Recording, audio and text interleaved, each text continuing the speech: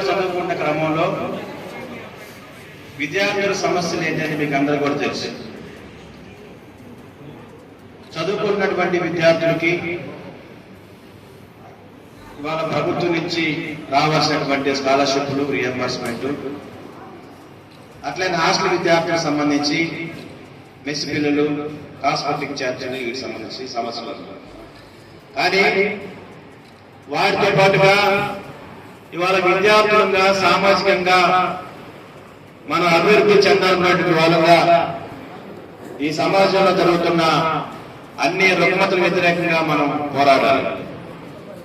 సమాజంలో రుగ్మతలు అంటే ఏంటి? ఇవాళ నెల రోజుల నుంచి ఈ రాష్ట్రంలో జరుగుతున్న అనేక పరిస్థితులు మనం గమనిస్తే ఉంటున్న పాలకులు విద్యార్థుల సమస్యల్ని, కార్మికుల సమస్యల్ని, రైతుల సమస్యల్ని కాకుండా పాలకవర్గ పార్టీలు ఏతున్నాయో వాటికి భిన్నంగా వాళ్ళకి అవసరకరంగా ఏ రాజకీయాలు అయితే వాళ్ళకి కావాలో వాటిని వినియోగించుకుంటాం. ఎగ్జాంపుల్కి తిరుపతి దేవస్థానం, ఎగ్జాంపుల్కి ఎవరికైతే దేవుడి పట్ల నమ్మకం ఉంటుందో, ఎవరికైతే దేవుడి పట్ల అభిమానం వాళ్ళందరూ గుడికి వెళ్తారు. కానీ గుడిలో జరిగినటువంటి ప్రసాదంలో జరిగినటువంటి లోటుపాట్ల మీద ఇవాళ రాష్ట్ర స్థాయిలో రాష్ట్ర ప్రభుత్వం ప్రజల్ని పక్కదారి పట్టిస్తూ ప్రజలు ఈ 100 రోజుల్లో ఈ ప్రభుత్వాలు ప్రజలకు ఏమి చేసిందనే విషయాన్ని పట్టించుకోకుండా మొత్తం ఇవాళ రాష్ట్రంలో రాజకీయాన్ని, రాష్ట్ర పరిపాలనని ఇవాళ అటువైపు తిప్పుతా ఉన్నారు. మనం ఒకటే అడుగుతున్నాం ఈ ప్రభుత్వాన్ని, అయ్యా చంద్రబాబు నాయుడు గారు, మీరు అధికారులకు వచ్చి 100 రోజులు అయిపోయింది. ఇవాళ ఏ విద్యార్థి సమస్య పరిష్కారం చేశారు? ఉద్యోగాలు ఏమైనా ప్రకటించారా? లాంటి విద్యార్థి సంబంధించిన ఫీజులు ఏమైనా చెల్లించారా? లాంటి మెస్ ఛార్జీలు చెల్లించారా? లేదా గత ప్రభుత్వం తీసుకున్న అనాలోచిత నిర్ణయాలు మీరు ఎవరు తీసుకున్నారంటే ఒకటి వాళ్ళే. మొత్తం 100 రోజులు జరిగింది ఏంటి? మొత్తం రాష్ట్ర రాజకీయాల్ని మన వైపు తిప్పుకోవాలి, రాష్ట్రంలో ఉన్న రాజకీయ నాయకుల్ని మన వైపు తిప్పుకోవాలి, ప్రతిపక్షాలని ఇబ్బందులు పెట్టాలి, ప్రజాసంఘ నాయకుల్ని అరెస్ట్ చేయించాలి. ఇదే 100 రోజులు ఉన్నటువంటి పరిస్థితి. మనం అడుగుతున్నాం పీడీఎస్గా, ఒక ప్రగతిశీల విద్యార్థి సంఘంగా ఇవాళ ముఖ్యమంత్రి గారు మేము చేయాల్సిన పనిది కాదు.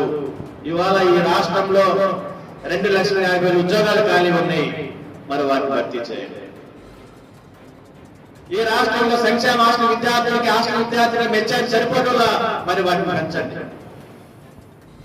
ఈ రాష్ట్రంలో పీజీ విద్యార్థులు చదువు కోరుకుంటున్నారు కాబట్టి వాళ్ళు ఫీజులు చెల్లించాల్సిన బాధ్యత మీ మీద ఉంది. ఈ రాష్ట్రంలో పరిశ్రమలు ఏర్పాటు చేయాల్సిన బాధ్యత మీ మీద ఉంది. ఈ రాష్ట్రంలో రాజధాని లేదు, రాజధాని కట్టాల్సిన బాధ్యత మీ మీద ఉంది. మరి ఇటువంటి కార్యక్రమాలు చేయకుండా కులం పేరుతో, మతం పేరుతో రాజకీయాలు చేసి మరలా ఆత్మహత్యలకు ఎలా రావాలని ఆలోచన తప్ప మరొకటి మీకు లేదని చెప్పేసి చాలా స్పష్టం చేస్తా ఉన్నారు. కేంద్రంలో నరేంద్ర మోడీ ఉన్నారు, మీకు అందరూ కూడా తెలుసు. 10 ఏళ్ల క్రితం నేను అధికారంలోకి వస్తే సంవత్సరానికి 1 కోటి ఉద్యోగాలు ఇస్తారన్న మోడీ ఇవాళ 10 సంవత్సరాల కాలంలో 10 లక్షల ఉద్యోగాలు కూడా ఇవ్వాలి. సంవత్సరానికి 1 కోటి ఉద్యోగాలన్న మోడీ 10 కోట్ల ఉద్యోగాలు రావాలి ఇప్పటివరకు మనకి. కానీ 10 లక్షల ఉద్యోగాలు మనకి ఇవ్వాలి, మోడీ ఇవ్వలేదు. అంటే ఏంటి? ఈ 10 ఏళ్లలో మోడీ ఏం చేశాడు? ఈ 10 ఏళ్లలో కేంద్ర ప్రభుత్వం ఏమని పరిపాలించింది? మొత్తం ఈ దేశంలో ఉన్నటువంటి సహజ వనరులను దోచుకుంటావు, మొత్తం ఈ దేశంలో యూనివర్సిటీల్లో మత కలహాలు సృష్టిస్తావు, మొత్తం ఈ దేశంలో ఉన్నటువంటి యూనివర్సిటీల్లో కాషాయ వర్గుల అల్లలకి వాళ్ళ మనలాంటి పీడీఎస్ విద్యార్థులు బలైపోతా ఉన్నారు. నువ్వు ఆ రోజు చూసిందేంటి? నేను ఛాయ్ అమ్ముకునే వ్యక్తిని, నేను అధికారంలోకి వస్తే మొత్తం దేశాన్ని మారుస్తానని చెప్పిన మోడీ ఇవాళ ఏం చేస్తా ఉన్నావు అని ప్రశ్నిస్తా ఉంటాం. ఇవాళ దేశవ్యాప్తంగా 60 లక్షల ఉద్యోగాలు ఇవాళ ఖాళీగా ఉన్నాయి, మరి ఎందుకు భర్తీ చేయటం? దేశ స్థాయిలో 60 లక్షల ఉద్యోగాలు ఇవాళ ఖాళీ కొంటే వాటిని ఎందుకు భర్తీ చేయట్లేదు? వాళ్ళు మళ్ళా అడిగితే మళ్ళీ వాళ్ళు అరెస్ట్ చేస్తా ఉంటాం. అందుకని మిత్రులారు, ఇవాళ దేశంలో కానీ కేంద్రంలో కానీ ప్రమాదకరమైన పరిస్థితులు వాళ్ళు మన భారతదేశంలో ఉన్నాయి. మొత్తం వాళ్ళ విద్యారంగాన్ని సర్వ నాశనం చేస్తూ ఉన్నారు. నిరుద్యోగులు పెరిగిపోతా ఉన్నారు. మరి నిరుద్యోగులు పెరుగుతున్నప్పుడు నిరుద్యోగులకి ఉద్యోగాలు కల్పించే పరిస్థితి ఏమైనా ఉందా? ఇవాళ ఆంధ్ర రాష్ట్రంలో నిరుద్యోగ రేటు 9.5% వచ్చింది. మరి ఇదే 9.5% మొత్తం ఇవాళ ఈ రాష్ట్రంలో ప్రభుత్వ విద్యా వ్యవస్థనే మూసివేస్తా ఉన్నారు. మరి ప్రభుత్వ విద్యా వ్యవస్థను మూసివేస్తే రాబోయే తరాలు ఎలా చదువుకోవాలి? ప్రభుత్వ పాఠశాల లేకపోతే రాబోయే రోజులు ఎలా చదువుకోవాలి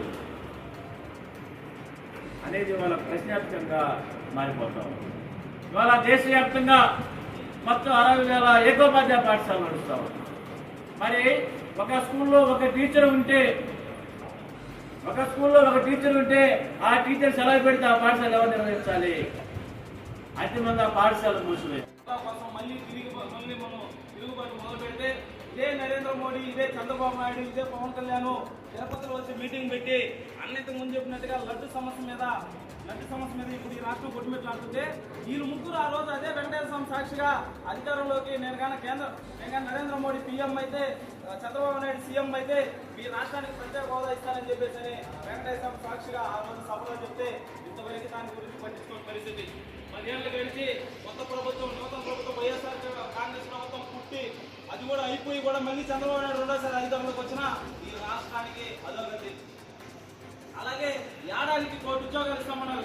విద్యార్థులు చదువు అనంతరం ఉద్యోగం కోసం ఏడాదికి 1 కోటి ఉద్యోగాలు ఇస్తారని చెప్పి ఆ రోజు నరేంద్ర మోడీ కూడా ప్రకటించారు.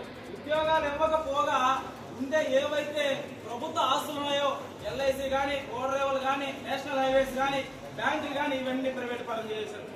ఆ రోజు నరేంద్ర మోడీ ఛాయ్ అవ్వాలా, నేను ఛాయ్ అమ్ముకునేవాడిని, ఈ దేశంలో పరిస్థితులు నాకు తెలుసు, నాకు పెళ్లి కాలేదు, నేను దోచుకోను అని చెప్పేసి ఈరోజు అధికారం చేపట్టాడు. ఆయన నీకు పెళ్లి కాకపోతే నేను ఈ విధంగా ఉన్నావు, పెళ్లి ఏంటి, ఈ పార్టీ దేశాన్ని అమ్మేసే పరిస్థితి ఈరోజు మనకి ఏర్పడి ఉంటుంది.